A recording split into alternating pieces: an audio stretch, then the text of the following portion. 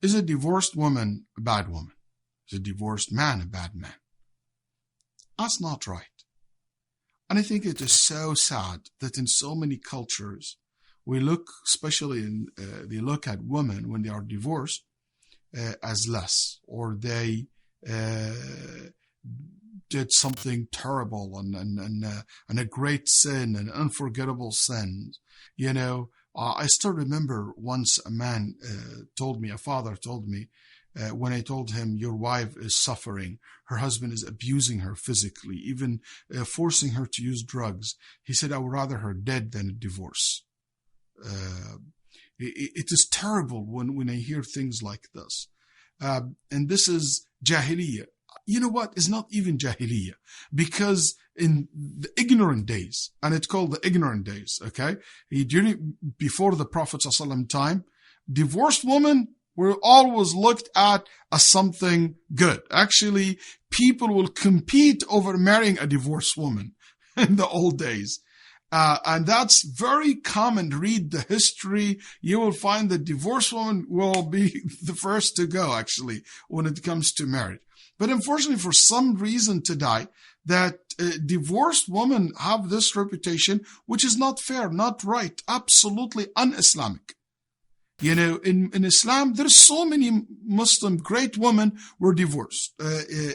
Look at some even of the Prophet ﷺ's wives, and look at the companions' wives. You will find many were divorced.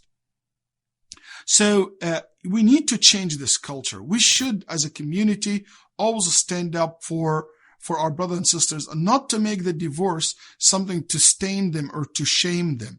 That's why sometimes sisters will rather to stay married to a man who is abusing her, to be in a relationship which is very abusive, which is very bad, where there is no love but actually suffering, just because she doesn't want to be called divorcee, just because she don't want to take that title, I'm a divorced woman or a divorced man.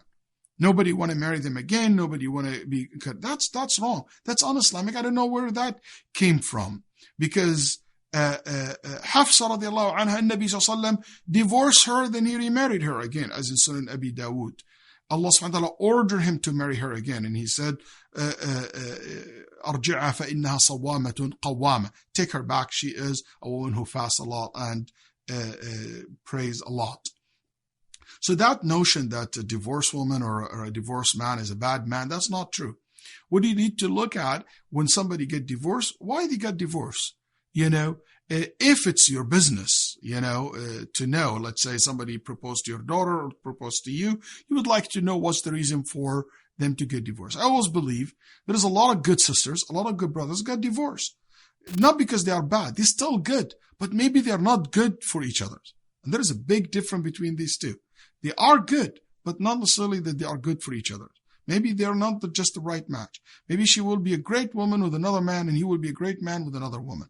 So make sure that whenever we see a divorce take place in our community, to be supportive, not to be nosy, not to be pointing finger, not to make ghibah or gossip. That's not allowed in Islam, and it is a sin actually, is to mock or to do ghibah to your brothers and sisters about their divorce. Once a scholar divorced his wife. So they asked him in the process, why you want to divorce her? He said, she's my wife. I'm not going to say anything bad about her. So after he divorced her, said, okay, now she's divorced. What's wrong with her? He said, now she's my sister and I will not talk bad about my sister.